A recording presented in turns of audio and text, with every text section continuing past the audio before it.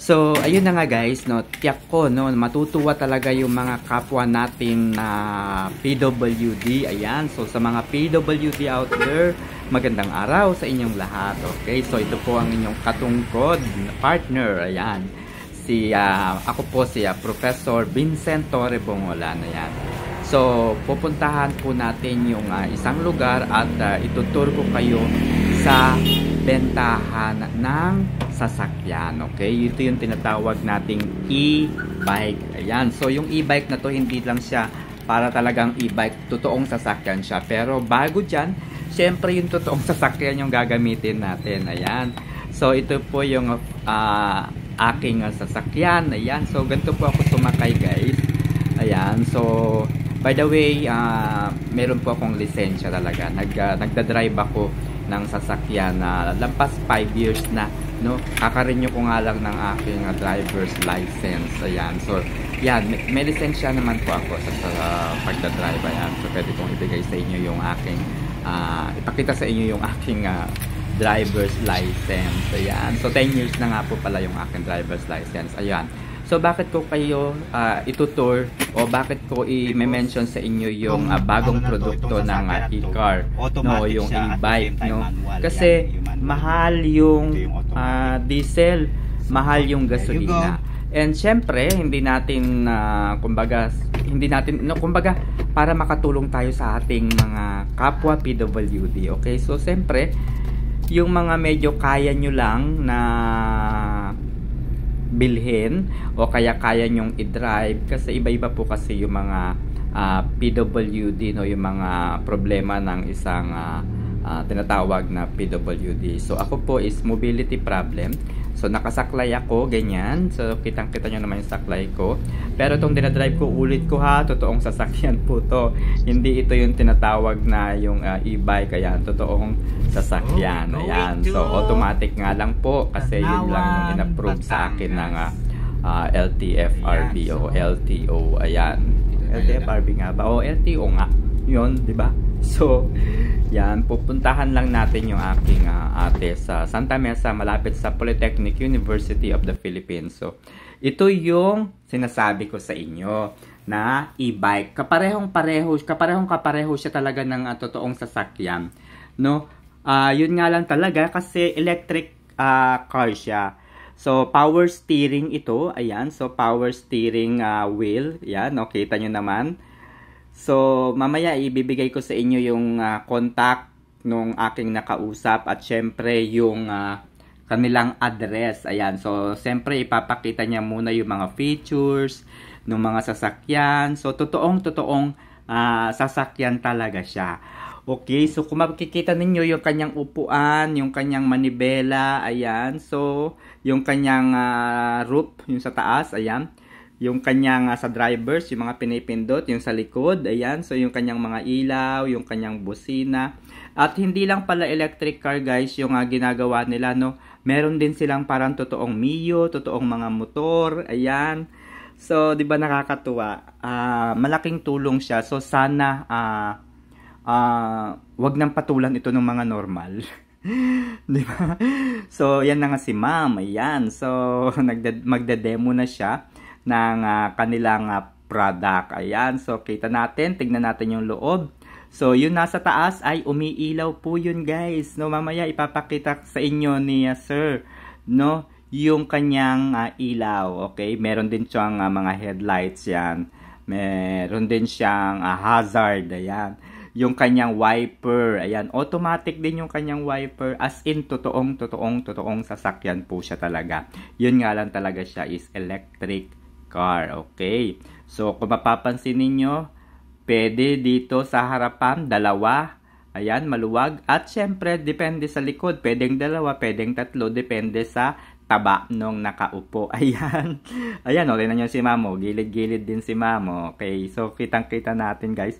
At tingnan nyo naman, natutupid din yung kanyang upuan. Ayan. So, yun. So, yun yung ilaw sa taas. O, ayan. So, okay. So, meron din po siyang napapansin nyo, may fan sa taas. Yung fan po kasi niya is ano yun, hindi pa niya kaya ng aircon, baka magastos yun kasi electric nga lang naman talaga siya. So yung kanyang ano ba tawag dito, yung sa harapan, yung kanyang gauge, makikita diyan. Meron diyang kung ilan yung battery na titira, tapos yung tinatakbo nung sasakyan, kung gaano nakalayo yung mileage, ayan. So andyan yung reverse, andyan yung neutral, may lagayan din ng cellphone. Ayan, so ayan, mapapansin nyo guys, sa baba, sa ilalim niya, ayun, nandun din yung brake at nandun din yung paandar o yung drive. Ayan, dalawa lang din siya guys. So ibig sabihin, automatic car. Okay, swak na swak to sa mga PWD kasi automatic. Pwede rin naman gamitin ninyo yung inyong kamay, no? Pindot-pindot lang kayo sa neutral at sa drive o kaya park. O, yun. Yun yung fan niya. Ayan. Fan po yun, hindi po siya aircon, yung part na yun. Kasi, makes sense. Kasi kung gagawin nilang aircon yun, ay baka mabilis malobat, no? Pero siguro sooner or later, kung tag-araw o tag-init talaga, kahit aircon yun, kahit gawin nilang aircon, is, di ba, makes sense, kaya niyang tumakbo kasi habang umaandar yung sasakyan, kung nasisinagan naman ng araw, baka kakayanin niya yung aircon. Ayan, yung kanyang window na pinakita is, ano yun, manual pa lang siya, yung pinipihit na sasakyan talaga kapag nagsasara. So, ayan, so ide-demo natin yung pag-andar. Ayan, so, ayan, caring-caring na yan. Yung mga, tingnan nyo. Oh, di ba? Pwedeng itupi-tupi. Pwedeng maglagay ng gamit sa likod ng sasakyan. Ayan, so good for, bagay na bagay to kapag, doon sa aking shop, no? Sa Comida Cravings shop, okay? Yung pagkain kapag mamimili kami ng mga product na ibebenta sa World Trade Center saka sa dito sa Santa Mesa, Manila. Okay. So, by the way guys, yung aming business na kainan ay available po dito sa Santa Mesa, Manila at available din po sa World Trade Center. Ayan, so di ba pwedeng maupo, pwedeng magpahinga, pwedeng matulog. Ayan, no? Inaatras din, no? Di ba? Inaabante rin yan. San ka pa? So, this is for PWD guys, no? So, sana may mga ganito talagang mga organization na talagang nag-iisip. Mga kumpanya na nag-iisip para sa mga PWD. Ayan, ang dami niyang pwedeng ilagay. Di ba? Very, space saver and at the same time, napaka PWD friendly. So, bakit ko binabanggit ang PWD? Kasi yung normal, wala po tayong pakialam dun sa mga normal. Kaya nilang gumalaw, kaya nilang pumilos, kaya nilang sumakay sa pinakamatataas na sasakyan. Normal di ba? Syempre tayo PWD. Di saan pa? Di syempre dun na tayo dun sa kapwa natin PWD para naman kitang-kita. Okay, so titignan natin yung kanyang bumper ba tawag doon? Yung parang pintuan, yung parang takip yan sa harap, ayan, sa tapalodo. Ano ba tawag dyan? Hindi ko alam. Yan. Ang problema dyan is props lang siya. So, ibig sabihin ng props, nasa atin pa rin po yan kung ano yung gagawin natin, kung ano yung ipapalagay natin sa kanila. Pwede nating ipa-personalize sa kanila kung ano yung gusto nating mangyari dyan sa pinakang bumper. Ayan, pwede nating palagyan pa yan ng lagayan ng mga gamit. Diba? Parang maliit na storage. Yan. Ginawan lang siya pansamantala. Kasi nga naman electric. So, walang makina yan. Diyos ko, hindi naman ganun yung makina niya. Hindi ka pareho nung talagang sasakyan. So, ang maganda doon is pwede natin yung ipa-personalize sa kanila kung ano yung gusto nating gamit noong bumper na yon. Ayan yung kanyang meter panel, andyan yung battery, speedometer, odometer, battery level, ayan, at yung tinatakbo nung sasakyan, kung gaano rin kabilis, at syempre may mga yung power steering niya, yung manubela niya, totoong sasakyan talaga siya. So madali siyang iikot, ayan. So tinanong ko rin yung sales lady kanina, no, yung may-ari, no. Ayun pala yung yung ilaw. Kung kakaliwa ka o kaya kakanan. Ayan. So, andyan yung hazard, andyan din yung wiper. Kompleto po yan. Ayan, ayun yung hazard yun sa gitna. Nakakatawa siya, diba? Ayun, nakalimutan ko na tuloy yung sinabi, yung kausap ko kanina. Okay, so sabi ni Ma'am ay meron sila dito sa Tondo, Manila. At pero yung pinakang warehouse kasi nila ay nasa teka, nasa na nga ba yung cellphone? Nasa Cavite. Cavite po yung kanilang office. Teka, tingnan ko po ha. Barangay San Juan 2, General Trias, Cavite. Ayan, so Barangay San Juan, General Trias, Cavite yung kanilang address. Okay, so ibibigay ko sa inyo yung contact number po ni Ma'am. At siya na lang po yung kontakin ninyo. Okay, so para ito po, susubukan natin yung ilaw, yung crown lights. Yun, iilaw po yung sa taas. Iilaw din yung kanyang ilaw sa harapan. Ayan, may ilaw yan. O yun, pinatay na yung ilaw.